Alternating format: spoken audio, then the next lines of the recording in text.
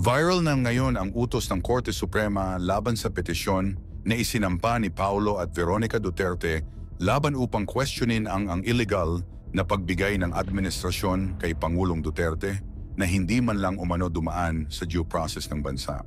Ngayon sa utos ng Korte Suprema, binigyan lamang ng 24 na oras na magbigay ng pahayag ang kampo ni Executive Secretary Lucas Bersamin at DILG Secretary Juan Remulla